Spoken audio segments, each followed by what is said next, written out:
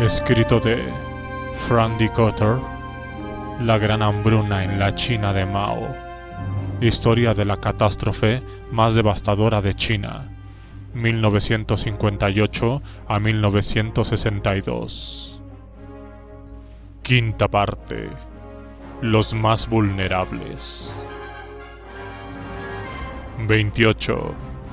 Los niños. En verano de 1958 se estableció en todas partes guarderías y parvularios comunales. Así las mujeres podrían salir de casa y participar en el gran salto adelante. Enseguida hubo problemas, porque los niños se pasaban el día entero separados de sus padres y a veces no los veían durante semanas. En el campo se impartieron cursillos de puricultura a mujeres mayores y chicas solteras, pero estas cuidadoras se vieron abrumadas por la cantidad de bebés que los padres tenían que entregar al Estado.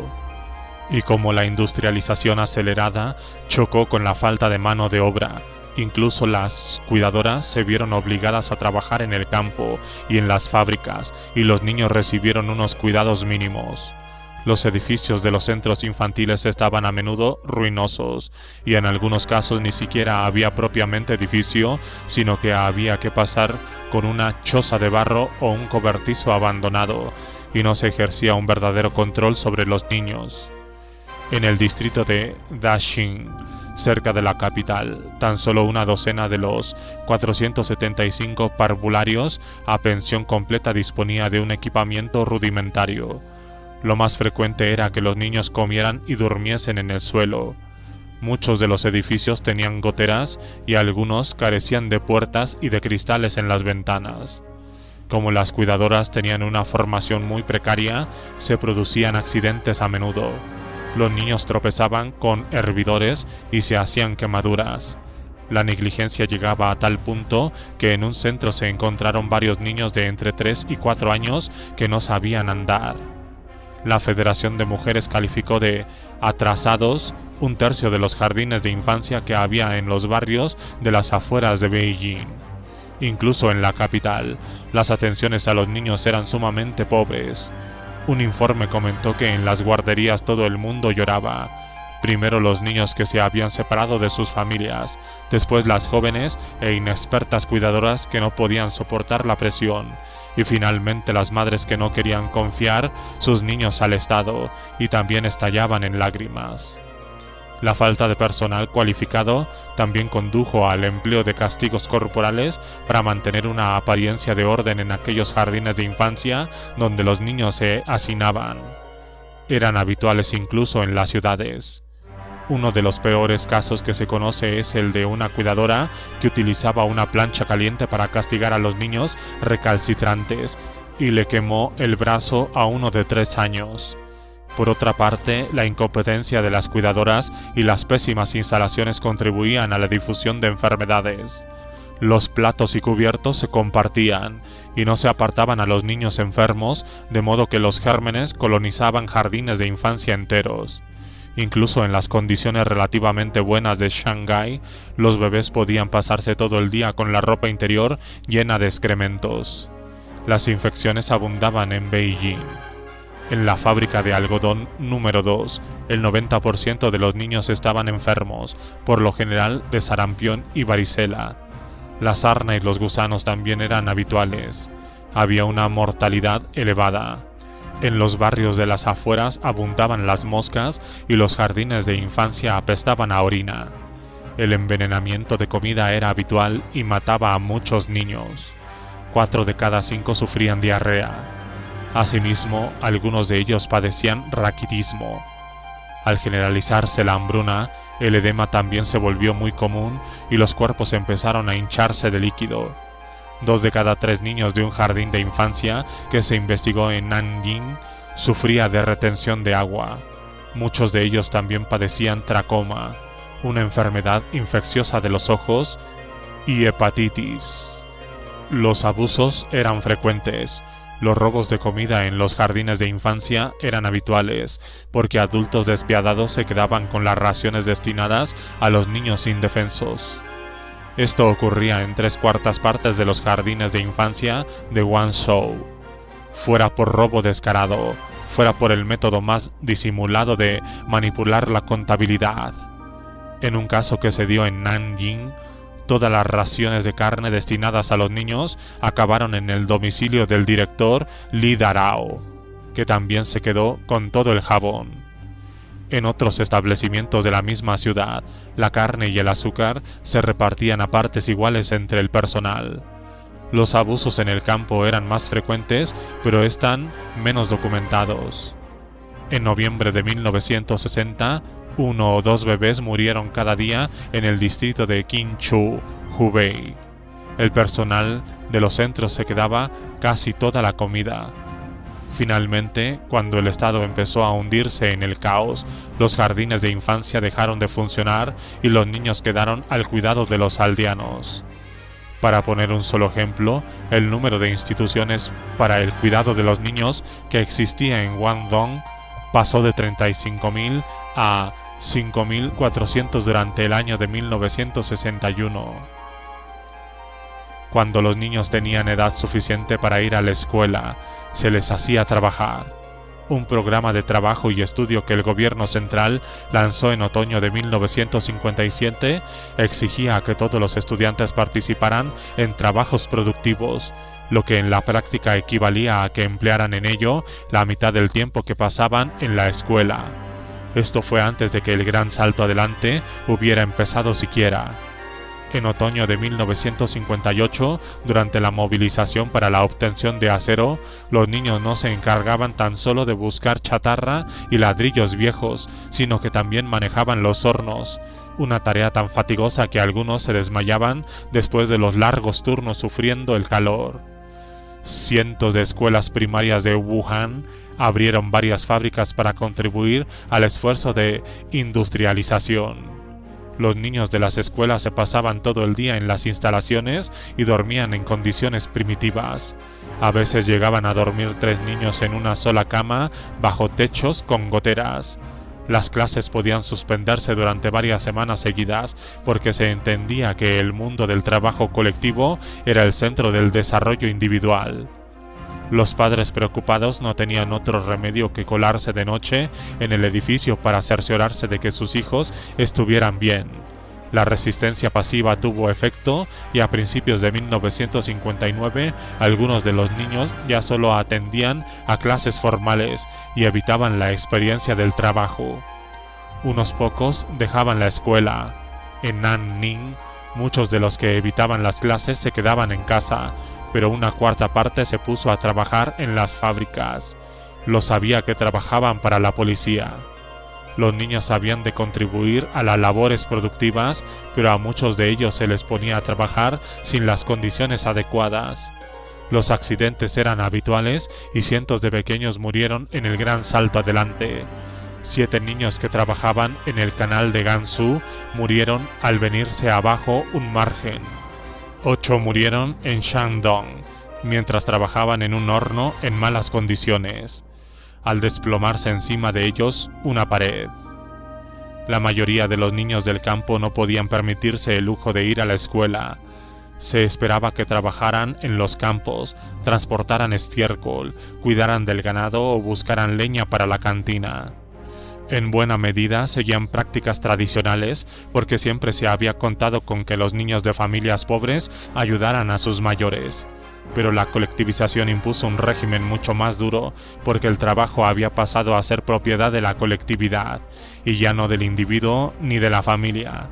Ya no eran los padres quienes pedían a sus hijos que trabajaran, sino que se les ordenaban los cuadros locales. Muchos de estos trataban a los niños como si fueran adultos.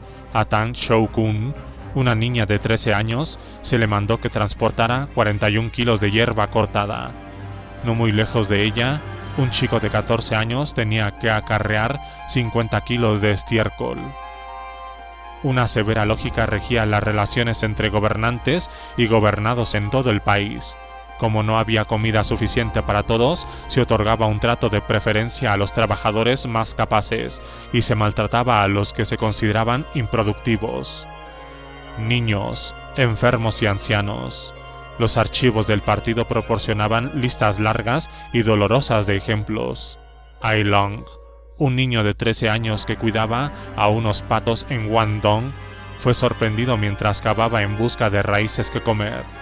Le obligaron a adoptar la posición del avión, le cubrieron de excremento y le metieron bambú entre las uñas y la carne. Las palizas que recibió fueron tan violentas que quedó tullido para toda la vida.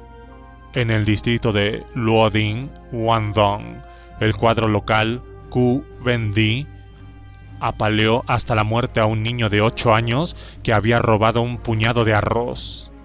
En Wuhan, Tan Yunqing, de 12 años, murió ahogado en un estanque como un cachorrillo por haber robado comida de la cantina. A veces se obligaba a los padres a infligir el castigo.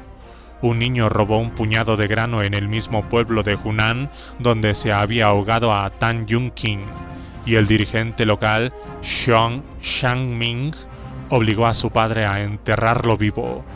El padre murió de dolor varios días más tarde. También se tomaban represalias contra los niños como una forma de castigo colectivo. Guo Wansheng vivía sola con sus 3 niños y se le negó el permiso para llevar al hospital a uno de ellos, que entonces tenía 5 años. Era una mujer testaruda y se marchó a Guangzhou sin permiso alguno. Su niño, con todo, murió de enfermedad en el hospital. Al regresar a casa después de una ausencia de 10 días, se encontró con que la aldea entera había descuidado a sus otros 2 hijos. Los encontró cubiertos de excrementos, con gusanos en el ano y en las axilas. No tardaron en morir los 2. Entonces, un cuadro del partido, He Liming, empezó a presentarse en su casa para golpear la puerta y acusarla de faltar al trabajo. La mujer enloqueció. En el pueblo de Liaoyang, cerca de Changsha, una persona escapó a la ciudad y dejó solo a 2 niños. Los cuadros locales los encerraron dentro de la casa y los pequeños murieron de hambre pocos días más tarde. También era habitual encarcelar a los niños rebeldes. En la subtropical Guangdong se encerraba a los niños dentro de un corral para cerdos tan solo por haber hablado durante una reunión. La policía colaboraba. Ponía entre rejas a niños de entre 7 y 10 años por robar pequeñas cantidades de comida en el distrito de Shusheng, Yuzhou. Un niño de 11 años se pasó 8 meses encerrado por el robo de 1 kilo de grano. Se establecieron grandes correccionales en cada uno de los distritos, pensados especialmente para los niños a quienes se consideraba incorregibles. En el distrito de Fengshan, dentro de la jurisdicción de Shanghái, unos 200 niños de entre 7 y 10 años terminaron en un campo de reeducación bajo el control del Departamento de Seguridad Pública. Se aplicaban castigos físicos como patadas, pasarse horas de pie o de rodillas y la inserción de agujas en las palmas de las manos. A algunos los esposaban. La presión también procedía de la propia familia. Si los padres estaban demasiado atareados en los campos o enfermaban hasta el punto de no poder levantarse de la cama, eran los niños quienes se encargaban de llevarles la ración que les correspondía en la cantina, y esta última podía hallarse a varios kilómetros de distancia. Los niños, que en algún caso podía llegar a tener tan solo 4 años, habían de abrirse paso a empujones entre los adultos de la cantina y después llevar la comida a su familia. La tensión era enorme y muchos de los entrevistados hoy día recuerdan alguna ocasión en la que fallaron a los suyos. La pequeña Ding Qiaoer tuvo que hacerse cargo de toda su familia a los 8 años. Su padre se puso enfermo y su madre tenía cálculos en el riñón y le habían vendado los pies cuando era niña, con lo que no podía trabajar para la comuna ni ganarse la vida. La niña tenía que ir cada día a hacer cola en la cantina y aguantar los empujones y los abusos de los adultos. Los 6 miembros de la familia necesitaban el cuenco de gacha aguadas que le daban allí. Pero un día, después de unas lluvias muy fuertes, la enflaquecida niña resbaló de vuelta a casa y toda la comida se derramó por el suelo. Me puse a llorar, pero sabía que mis padres y la familia entera esperaban a que les llegara la comida. Así que me puse en pie y recogí toda la comida del suelo. Se había llenado de arena. La familia de la niña se enfureció y la culparon por haber echado a perder la ración que todos ellos necesitaban. Pero acabaron por comérselo todo, poco a poco, porque estaba lleno de arena. Si no se lo hubieran comido, habrían pasado tanta hambre que se habrían vuelto locos. Los niños se peleaban por la comida, aunque Din Kiaoer fuera la encargada de llevar la comida a casa. A veces sus padres daban más comida a los niños y la obligaban a ella y a su hermana a pasar con menos. Las niñas discutían, lloraban y a veces llegaban a pelearse por las raciones. Liu Shu, que creció en el distrito de Renzhou, Sichuan, también recuerda que su hermano mayor se llevaba el cuenco antes que él y no dejaba casi nada para los demás. Se ponía a gritar en todas las comidas, siempre lo mismo. Como gritaba, a menudo le pegaban. Li Erjie, madre de 3 niños, recuerda que sus 2 hijos se peleaban todos los días por la comida. Las peleas eran muy violentas. Mi hija más joven recibía la ración más pequeña, porque siempre chillaba para que le pusieran la más grande. Chillaba más fuerte para conseguir lo que quería. Mis otros niños la maldecían por ello y todavía lo recuerdan. La violencia doméstica contra los niños podía ir mucho más lejos, porque los miembros de la familia competían por la comida cuando ésta escaseaba.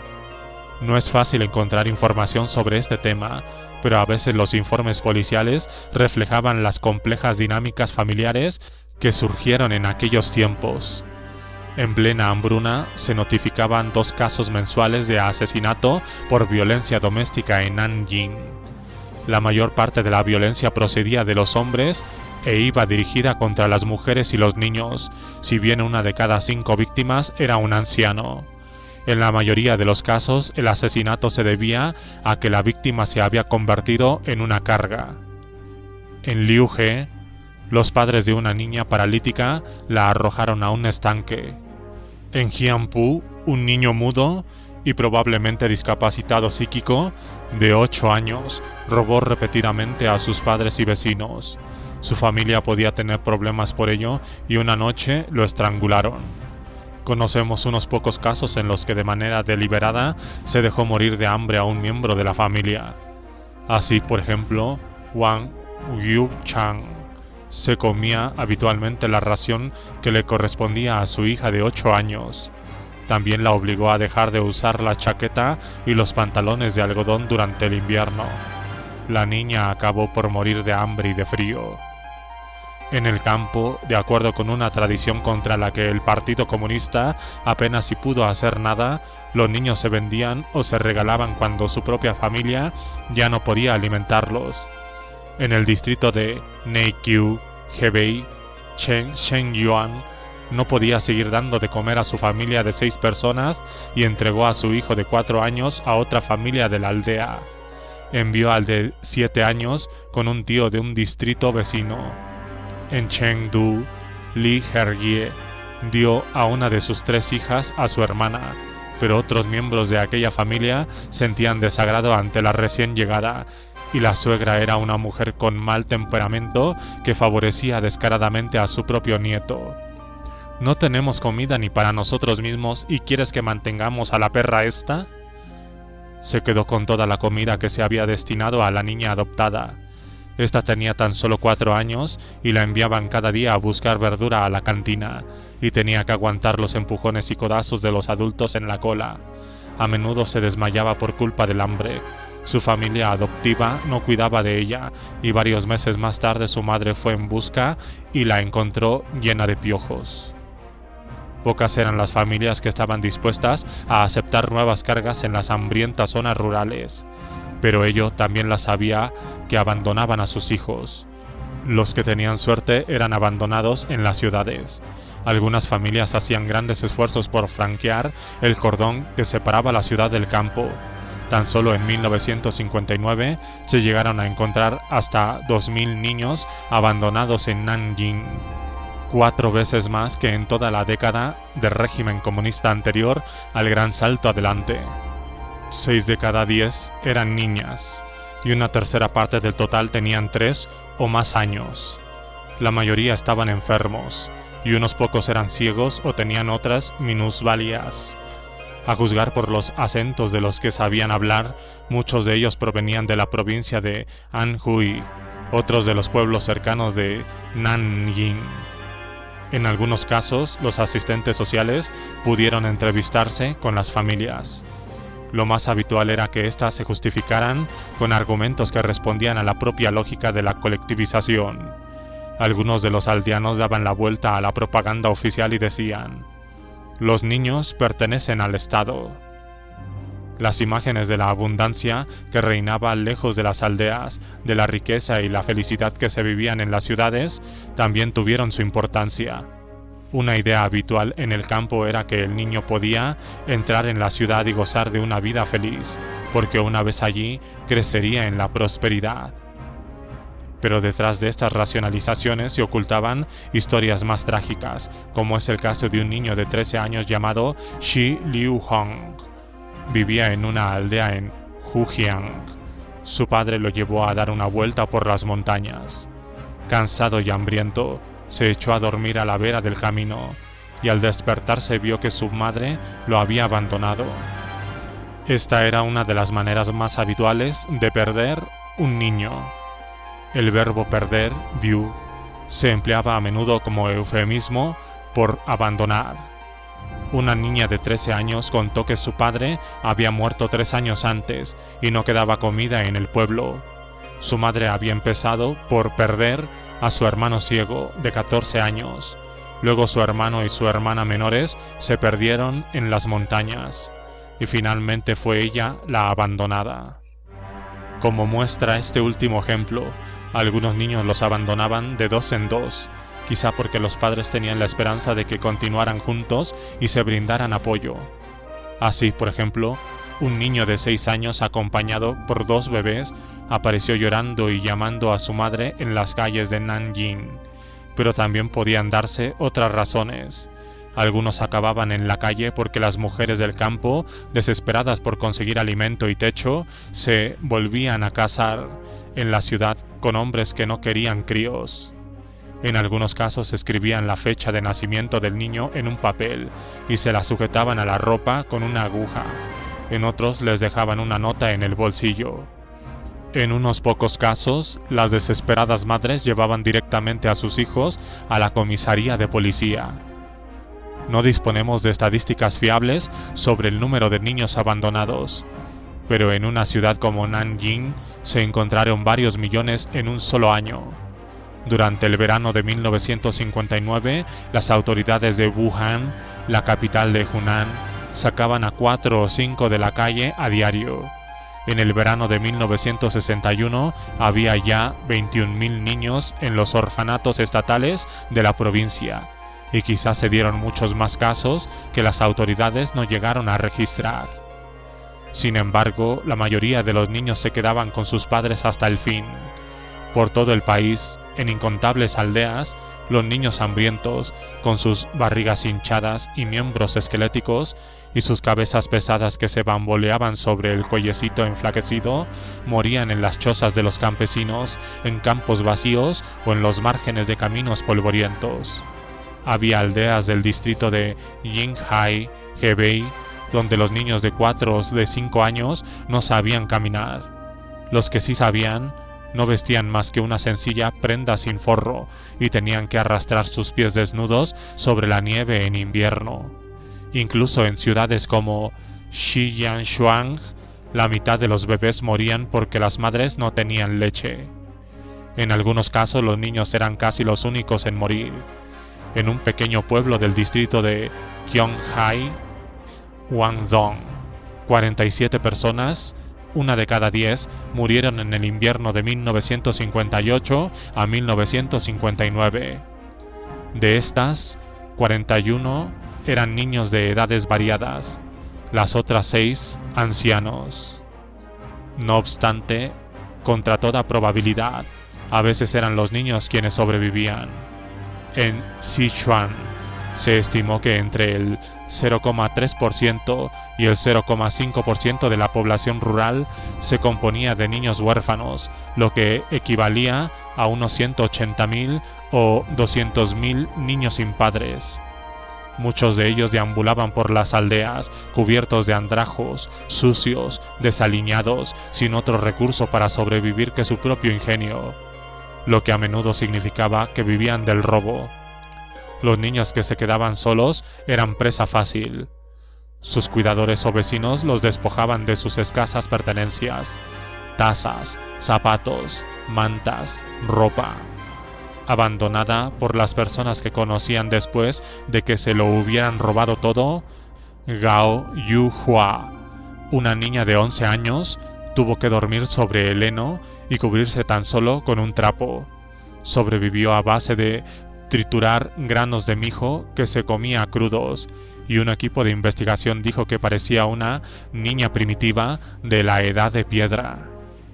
Un granjero pobre de Fuling adoptó a Xiang Qingping, un niño de 12 años, pero entonces el crío se quejó a los vecinos de que el hombre lo maltrataba y le hacía comer barro, y el padre adoptivo le partió la crisma. En el mismo distrito, unos aldeanos descubrieron que un huérfano robaba en sus campos y, enfurecidos, le partieron la columna vertebral. Si los hermanos sobrevivían, no era extraño que lucharan entre ellos.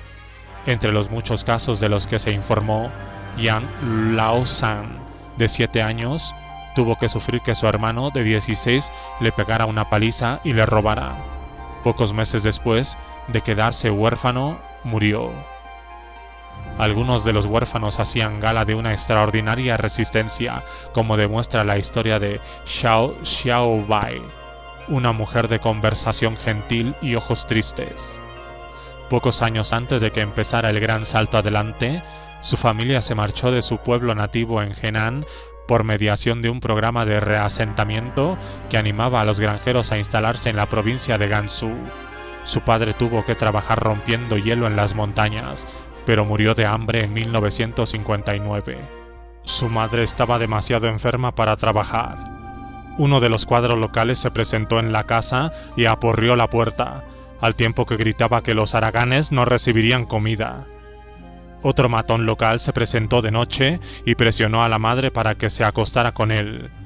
Parece que llegó un momento en el que la mujer no pudo más. En medio de una noche gélida de enero de 1960, se levantó para ir al servicio. Su hija, Xiao Xiaobai, que entonces tenía 11 años, se despertó y le preguntó a su madre a dónde iba. Luego volvió a dormirse, pero 2 horas más tarde la madre aún estaba en el baño. La llamé, pero no me respondió.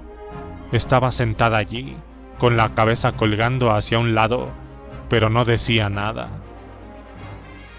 Rodeada de extraños que le hablaban en un dialecto que ella no comprendía, Xiao y su hermana de 6 años terminaron por vivir con un tío suyo que también había emigrado a Gansu. Fue razonable conmigo, porque tenía edad suficiente para salir a trabajar, pero no lo fue con mi hermana. Ya sabe usted que en Gansu hace mucho frío. Llegábamos a los 20 bajo cero. Le decía a mi hermana que saliera a buscar leña menuda con ese frío gélido. ¿Cómo había de encontrar chasca? Un día que nos estábamos helando regresó a casa con las manos vacías. Entonces nuestro tío la golpeó en la cabeza y sangró mucho. Para proteger a su hermana de los malos tratos de su tío, Xiao se llevaba consigo a la niña de 6 años cuando iba a trabajar. Eran trabajos de adulto.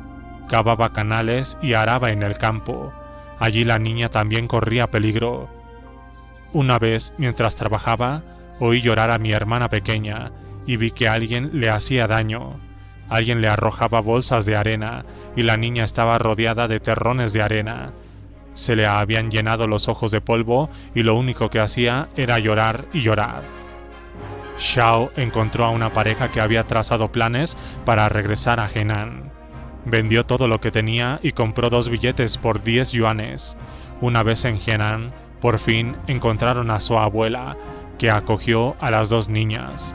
Cuando se le preguntó cómo había llegado a convertirse en la mujer que es ahora, Xiao respondió sin vacilaciones: por medio del sufrimiento. Algunos niños no encontraban a nadie que quisiera hacerse cargo de ellos y terminaban en orfanatos donde, como era de esperar, reinaban unas condiciones de vida espantosas. El castigo físico era habitual. Así, por ejemplo, una docena de niños murieron a manos de sus cuidadores en una sola comuna del distrito de Diangyang, Sichuan. En Hubei, los huérfanos tenían que vivir en edificios destartalados, con goteras y sobrevivir al invierno sin mantas ni prendas acolchadas de algodón. La asistencia médica era inexistente. Muchos millares morían de enfermedades. Aunque los niños pequeños murieran en números desproporcionados, no fueron tanto los que nacieron durante la hambruna.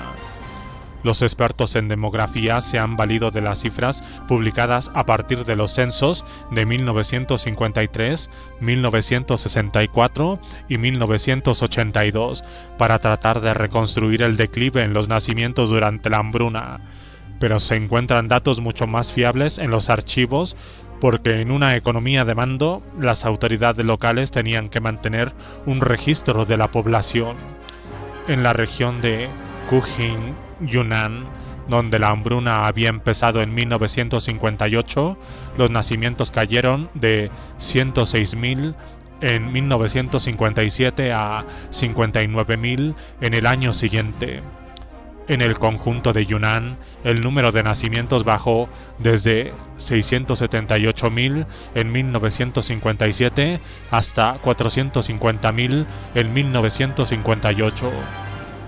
Otra fuente son las estadísticas de población por edades aparecidas después de la hambruna.